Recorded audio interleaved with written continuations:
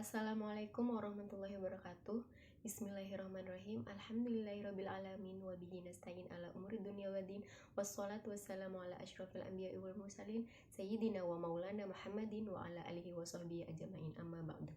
Yang terhormat kepada Bapak Daruji selaku dosen pengampu mata kuliah Pasar Modal Syariah serta teman-temanku yang sedang berbahagia pada saat ini.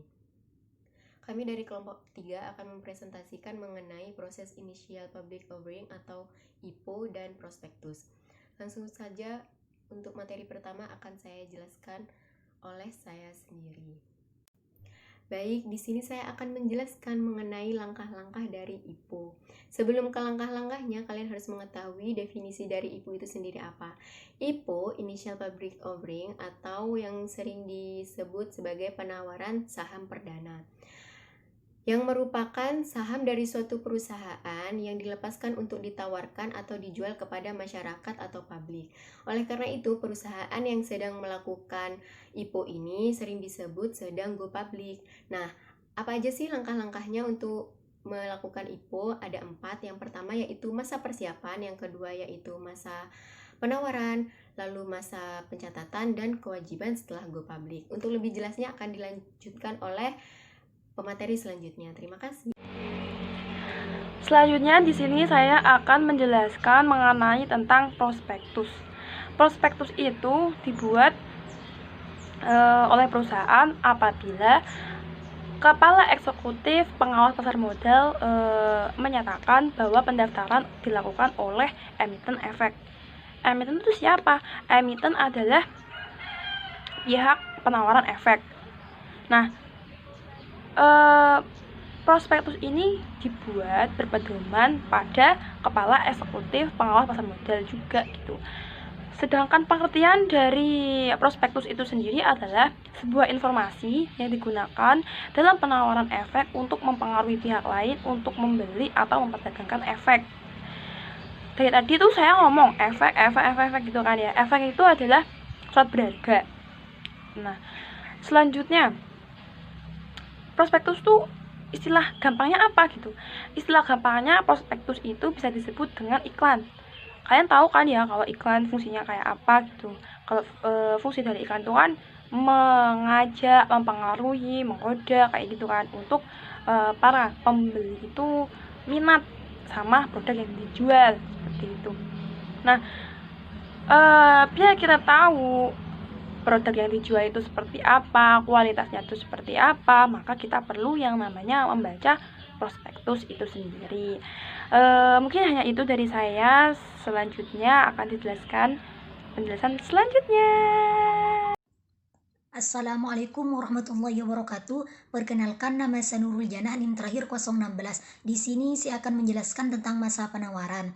Jadi, perusahaan melakukan penawaran setelah perusahaan mendapatkan masukan dari lembaga dan profesi penunjang serta dokumen-dokumennya itu benar-benar siap dan mendapatkan pernyataan efektif dari Kepala Eksekutif Pengawas Pasar Modal Syariah, barulah calon emiten itu memasuki tahap berikutnya, yakni tahap-tahap penawaran. Tahap-tahap penawaran itu ada 4. Yang pertama, mempublikasikan prospektus. Dari adanya prospektus ini, investor bisa mengetahui kondisi dari suatu perusahaan. Barulah investor bisa memutuskan apakah membeli saham yang telah ditawarkan atau tidak. Mempublikasikan prospektus ini dapat ditempuh dengan berbagai cara, antara lain mengiklankan secara lengkap di surat kabar nasional dan melakukan public expose. Dalam acara ini, emiten dan pengawas emisi mengundang investor guna melakukan promosi agar pemodal bersedia membeli efek yang telah ditawarkan oleh perusahaan. Dan pada acara ini juga, investor berhak mengajukan beberapa pertanyaan seputar pasar modal syariah. Yang nomor 2, melakukan penawaran perdana. Jadi pada masa ini investor mulai bisa membeli saham. Dan inilah yang dimaksud membeli saham di pasar perdana. Meskipun demikian, membeli saham di pasar perdana itu harus tetap melalui perusahaan pialang. Perusahaan pialang ialah perusahaan yang menjadi pelantara jual beli saham. Langkah-langkah yang ketiga ialah penjataan efek. Langkah ini diperlukan apabila permintaan melebihi persediaan. Di samping itu untuk menghindari sedikitnya investor. Sebab apabila investor semakin sedikit yang memegang efek, semakin tidak liquid juga efek tersebut di pasar sekunder. Yang nomor 4, refund. Refund itu adalah pengembalian uang investor. Hal ini terjadi apabila dalam penjatahan investor tersebut tidak mendapatkan jatah. Misalnya, per lembar harga saham itu Rp1.000. Investor menyetor uang Rp1.000.000 untuk mendapatkan 1.000 lembar saham. Ternyata investor hanya kebagian 500 lembar saham, maka sisa uang yang 500.000 itu dikembalikan lagi kepada investor. Mungkin hanya itu dari saya, kurang lebihnya mohon maaf.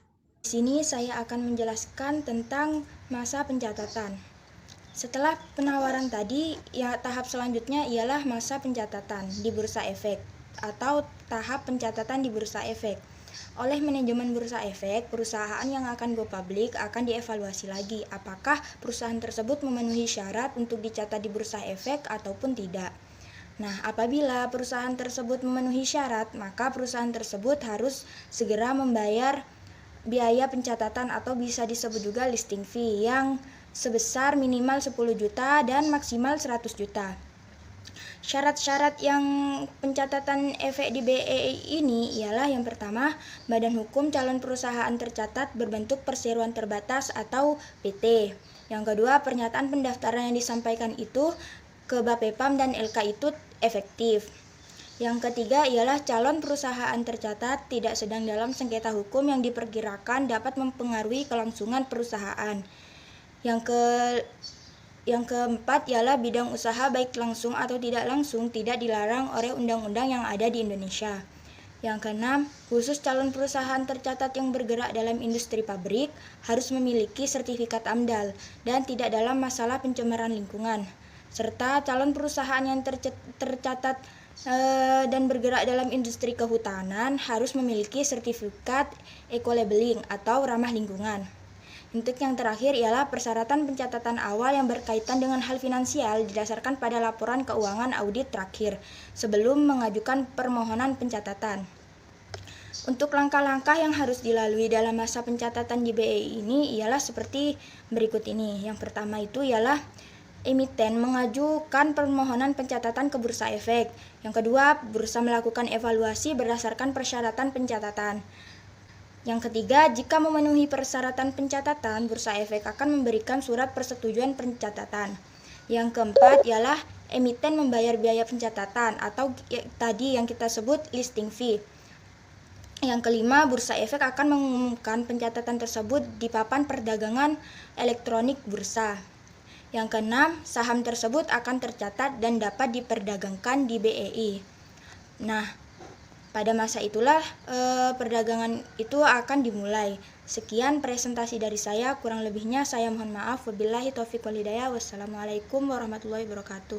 Bismillahirrahmanirrahim. Assalamualaikum warahmatullahi wabarakatuh. Baik, langsung saja di sini saya akan menjelaskan tentang kewajiban setelah go public. Nah, kewajiban yang harus dipenuhi setelah pencatatan yang terpenting diantaranya yaitu yang pertama, menerbitkan laporan tahunan. Nah, dari laporan ini investor bisa mengetahui prestasi perusahaan dan juga bisa menilai apakah emiten mampu memenuhi janjinya yang dulu dituangkan dalam prospektus. Nah, yang kedua yaitu membayar biaya go public. Nah, selain listing fee perusahaan yang sudah go public, juga harus memenuhi kewajiban biaya lainnya seperti biaya tahunan atau annual fee. Kemudian yang ketiga yaitu mengadakan RUPS. Nah, di forum ini perusahaan publik memutuskan berapa laba dibagi dan berapa laba ditahan. Di forum ini pula investor bisa mengajukan usul-usul.